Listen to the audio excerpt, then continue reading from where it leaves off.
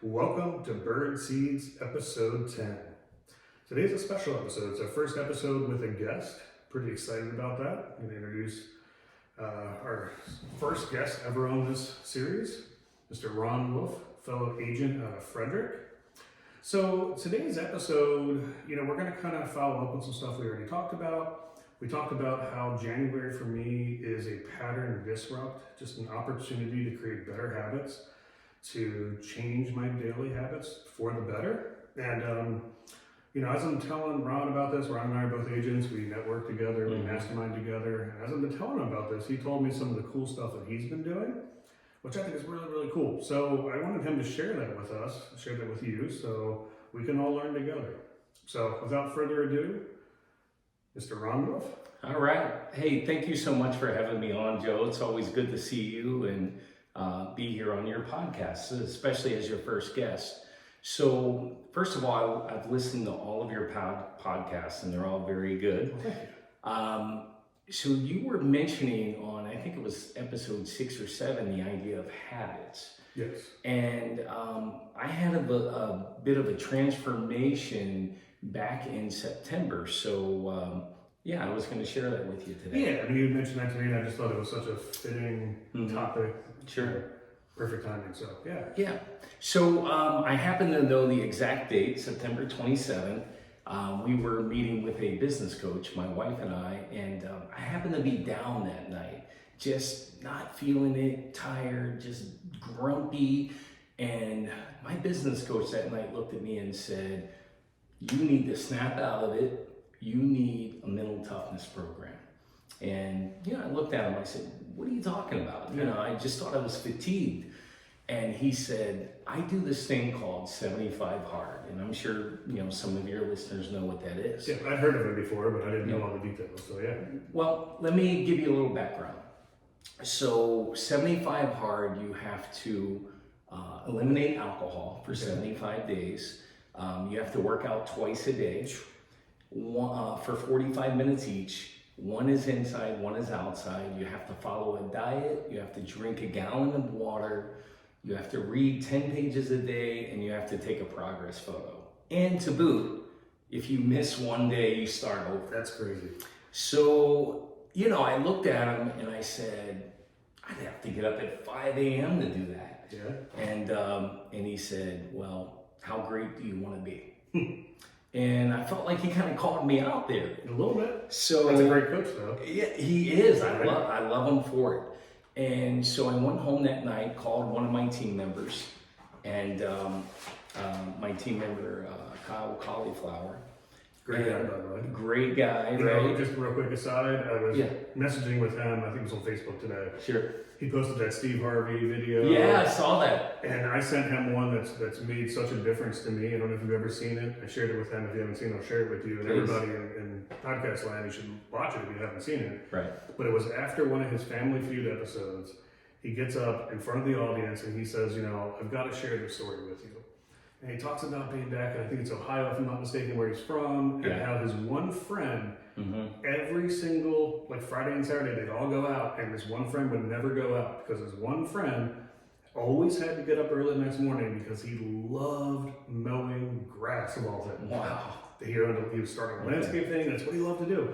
That guy now owns the largest landscaping company in the country, the most successful landscaper in the country. Yeah. And he talks about how, when you decide and you commit, you want to do something, and you stand at the cliff and you decide, am I going to jump or am I going to go back? And you jump off the cliff. Right. You take that leap of faith. And the movies would have you believe you're going to jump off, you're going to put your arms out, you're going to grow wings, and you're going to soar to success. And that is exactly the opposite of what happens.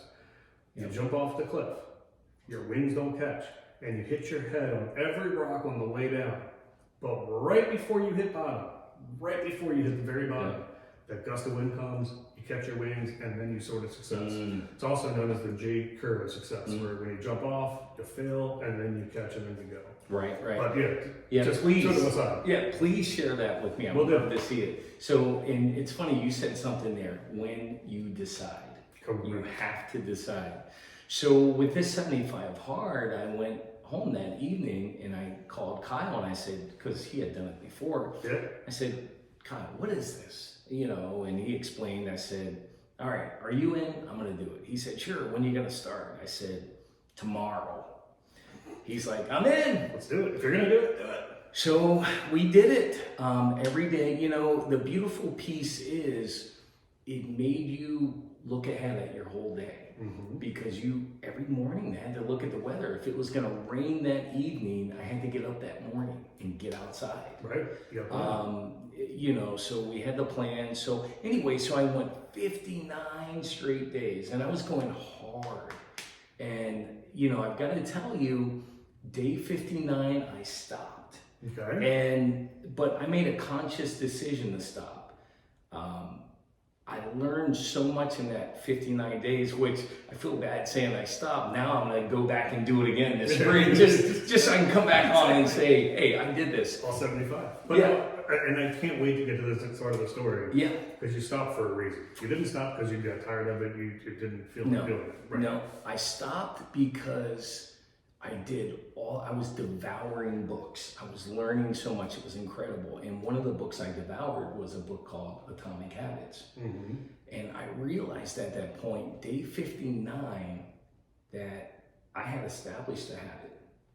I now, obviously, I've got a ways to go, right? Sure. I'm on a trek. I'm not where I want to be. I'm not going to be happy. But you're closer to where you started. Oh, so much closer. Right. So I determined that I didn't need it anymore. So I continued on, but I tweaked it to me. Yep. So I'd love to share how I tweaked it.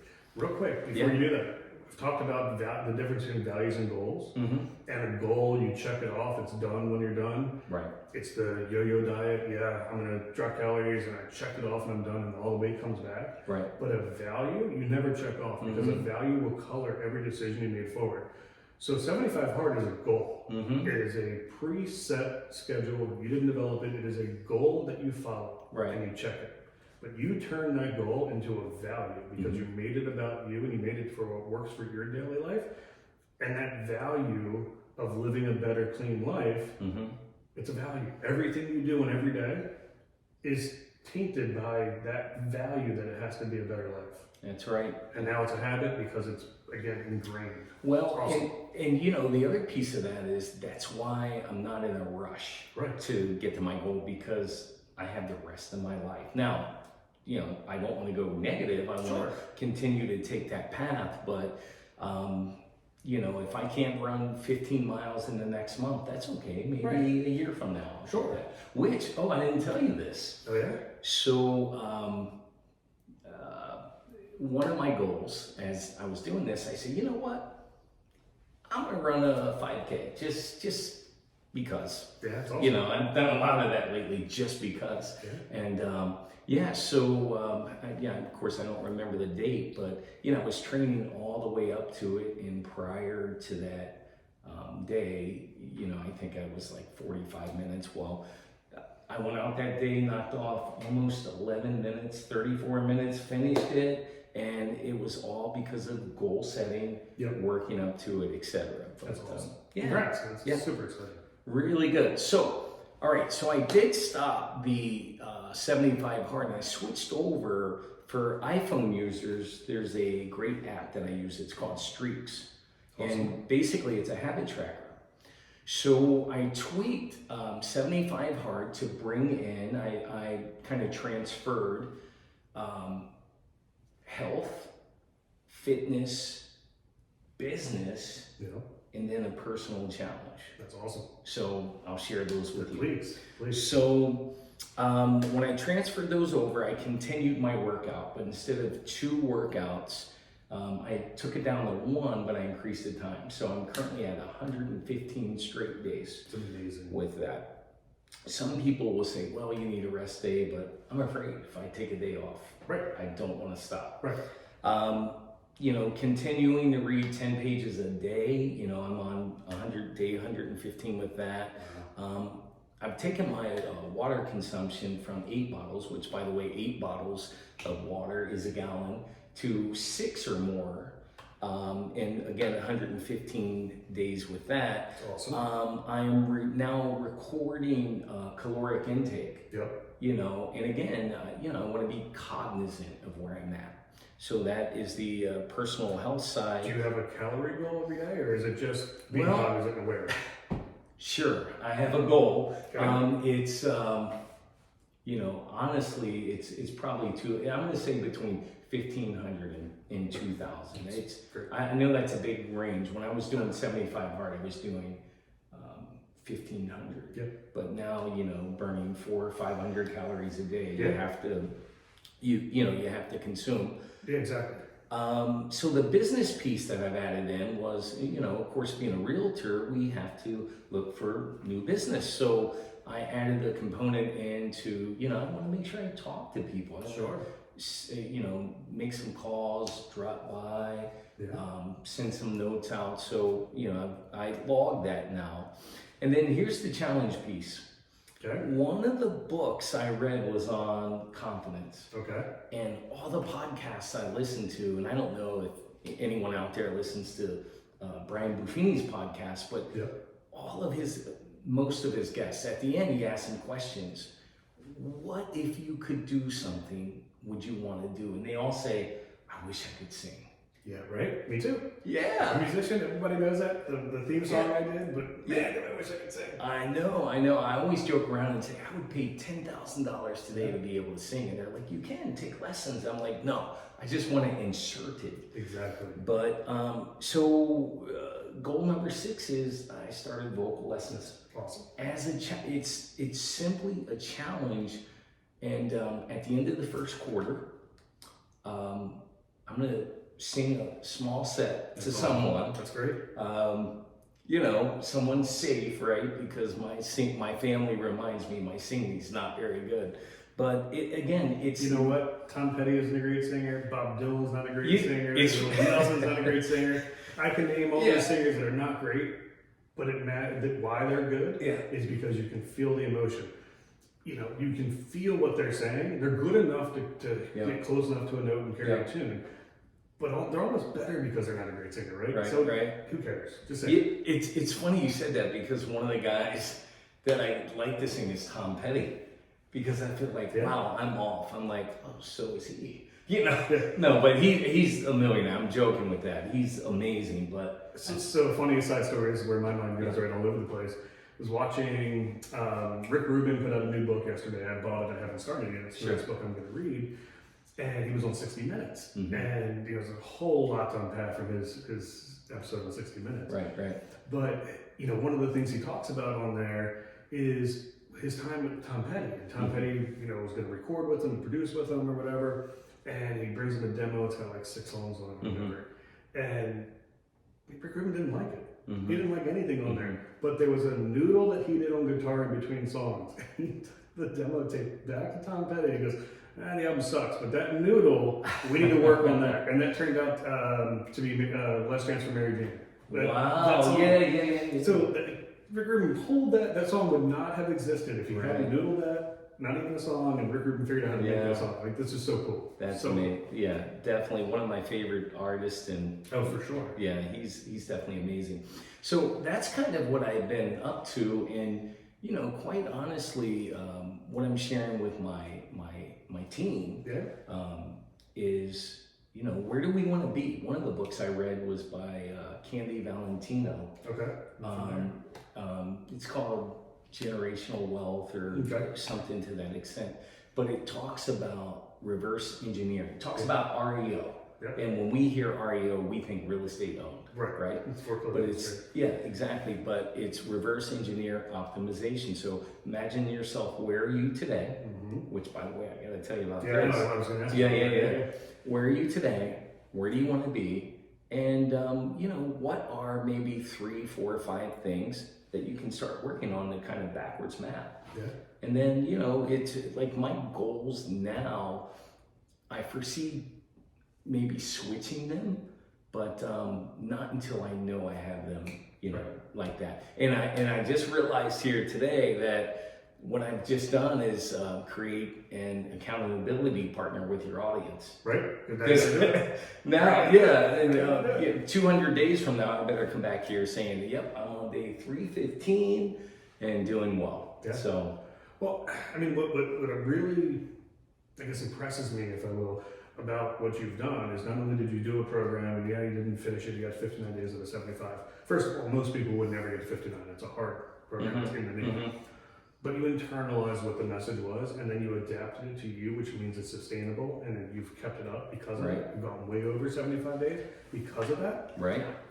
You have to do things the way that you are going to make them work.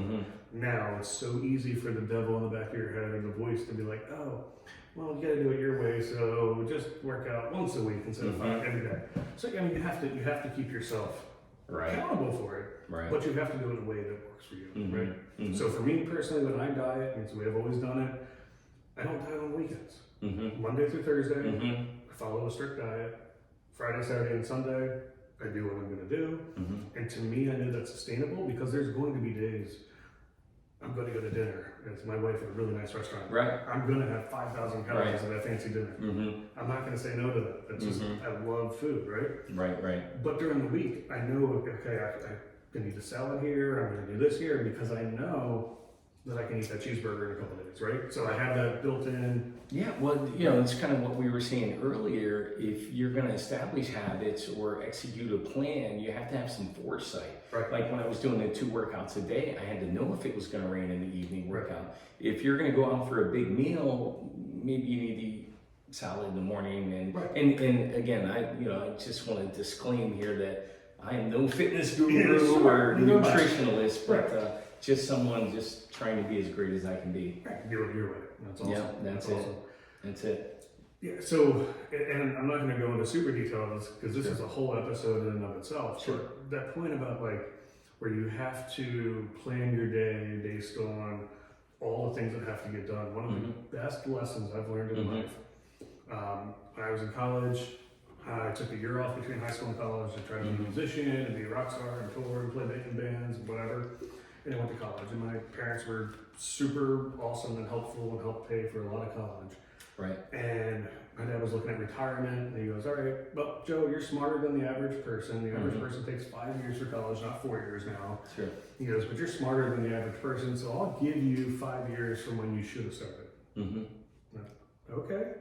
So I had a year off, so I was basically going to be on my own. Yeah. I said, well, what if I graduate early? And he goes, well, I don't care. I said, it's going to cost more per credit because I'm going to have credits. He goes, I really don't care what it costs between now and then. That's it. I'm done on this day, and I'm not paying. I said, okay. So my last 3 semesters in college, I took 23 credit semesters. Oh, wow. While I owned a company and I worked that company full time, while I worked at a restaurant, while I play in the band, actively playing shows almost every weekend, while I did an internship in the music business for a marketing company and a record label. And what it taught me, and it's an unintentional lesson, but what it taught me was you can do anything you want to do.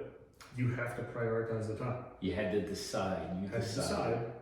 To steal one from somebody we both know, one of my longtime clients, Pat McGrath, also known as Pat Ryan, who will be a guest on this actually probably next week, or I'm going to record next week whenever it comes out. I couldn't tell you. Right. But decide, commit, and take action. That's his tagline, and that is exactly what it takes. That's right. Yeah, I saw his. I saw him the other night. I saw his hat. That's his tagline. Decide, commit, take action. So, in that moment, I made the decision. I'm going to do this. There's a financial reason. I committed to making sure it happened, and I did. I did what it took. Right. Now, I took what I wound up doing is I took all those credit hours and jammed them into 3 days. So I went to school, and I was a 45-minute train ride from campus, 40 minutes to an hour. I would be in school from 9 a.m. until 10 p.m., 3 days a week. But when I was done with those 3 days, and I could do my homework in between and home trainings or whatever, I didn't have school anymore. All I had was all the other stuff I had done, and it worked out awesome. Yeah. But it's the exact same thing. Like it forces you, it's one of those lessons that forces you to say, this has to happen today, so I need to plan. I need to look at my day and figure out how it's going to work. That's exactly right. That's awesome. So I can't help but notice you have a pretty awesome bracelet that's actually similar to mine, but I have a feeling yours has a lot more meaning than mine. So tell me about it. Well, I've got to give a little shout out to my daughter Reagan, who bought me this. I was listening to a podcast or watching a YouTube video one day, and someone came up with the term "pain now, pleasure later." Okay. Which Like sounds like what you did in college. Yeah. The last 3 semesters, you took the pain so that you could get out early and have your pleasure. So this is just, she had it in, I don't want to say engraved, I guess, whatever you do to leather. But Emboss or yeah, whatever. exactly. But it says pain now, pleasure later, and it's a reminder. And it's a reminder of it's, money, pain now, pleasure later, save now, reap the reward later. Right. It works with food. Right. It works for working out, anything, nothing really is for free, right? No. So if you sit there and take all of your pleasure now, there's going to be a payback period, and this is a reminder to take the tough road and maybe reap the benefits later. Anything worth doing Mm-hmm. is difficult. Yeah. Anything that you're going to reap rewards from in the future is difficult. Exactly. Now, you have to. If you go and lift weights and you're lifting 5 pounds and that's it, you're not going to get in shape. You're not going to get muscle. Right. You have to hurt. It has to be where you have to notice it. You have to feel it. Otherwise, it's not worthwhile. Yeah. No, I totally agree. Yeah. Totally agree. That's awesome. Yeah. Super proud of you. I can't wait to continue to watch your journey on this. It's super impressive. It's awesome. Well, it's kind of like I said, I'm holding myself accountable by being on here and sharing my story. So I'm going to continue that trek, and there's nothing better than finishing those workouts and everything, the reading and looking outside. It's still black out. Right. It's still dark. That's a beautiful feeling. How many days waking up early until you got used to it? Until you weren't super tired? The book Atomic Habits suggests that you put your phone across the room, across the way, and plug it in. I would say for me it was about a week. Okay, that's 3 to 5 days is what I hear. Yeah. Okay. So when you start doing it, believe it or not, I almost do it now without an alarm. No, I'm sure you do. But when you start doing that, waking up earlier that evening, sure, you get tired earlier. So naturally, you go to bed earlier, right? And you just establish a new routine. But, exactly.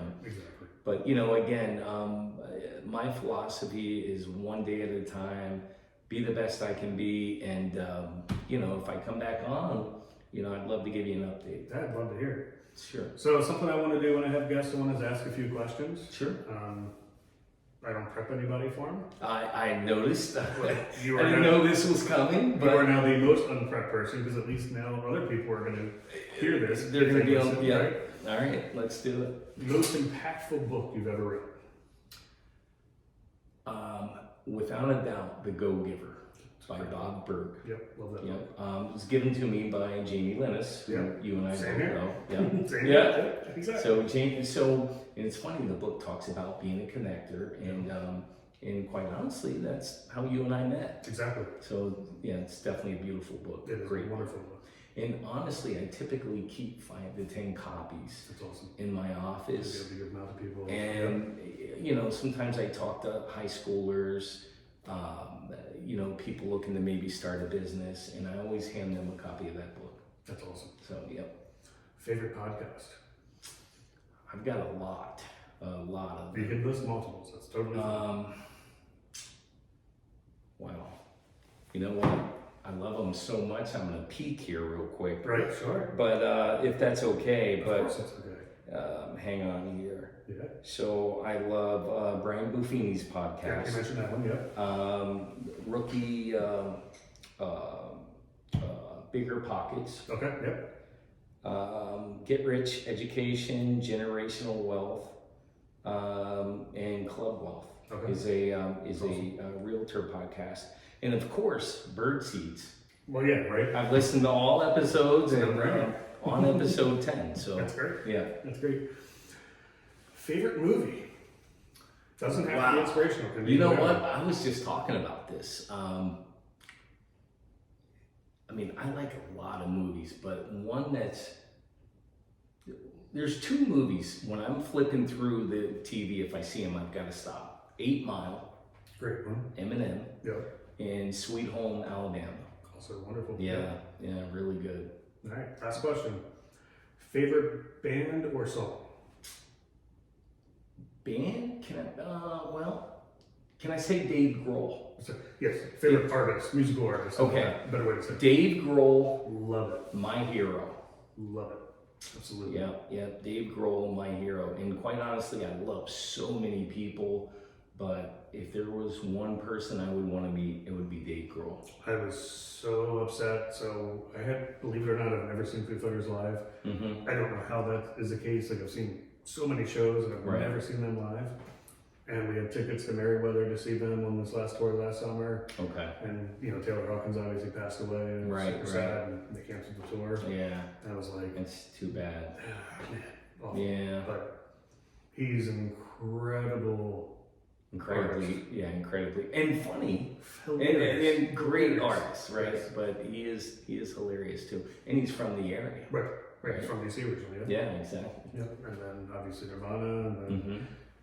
take it right back to Tom Petty. Everything comes full circle. Did you know that he was Tom Petty's drummer after Nirvana? So Nirvana, Kurt Cobain obviously I passed. did not know that. He was Tom Petty's drummer, and Tom Petty offered him a full-time spot in the band, and he turned it down because he has said, "I wrote a record, been working on it. Mm-hmm. I need to put this out as a frontman." Wow. Can you imagine having the gumption Yeah. as as a drummer Yeah. who's written and singing and played all the instruments Yeah. on this record, and Mhm. Tom Petty, one of the greatest of all time. Yeah. You're gonna be his drummer. Like not even just the touring guy, like in his band, like one of the Wallflowers, right? Right. And or no, is it Wallflower? Not Wallflowers. Tom Petty and the Heartbreakers, right? I think so. Heartbreakers, yeah. Yeah. He would be one of the Heartbreakers. Yeah. And he says, "No, I'm Yeah. gonna do my own thing." Like talk about like a business role model. Yeah. To Yeah. believe in, to have that confidence and then believe in yourself so much And make that you it turn down happen. one of the greatest musicians of all time. You decided. That's Right. awesome, right? Yeah. Well, That's it. I mean, literally drop the mic on that. I think that's I think we can end it there. Yeah. Let's do it. So hey, thank you so much for having me on. Thanks for coming on. Thanks again. This has been episode 10 of Bird Seeds. Have a great day.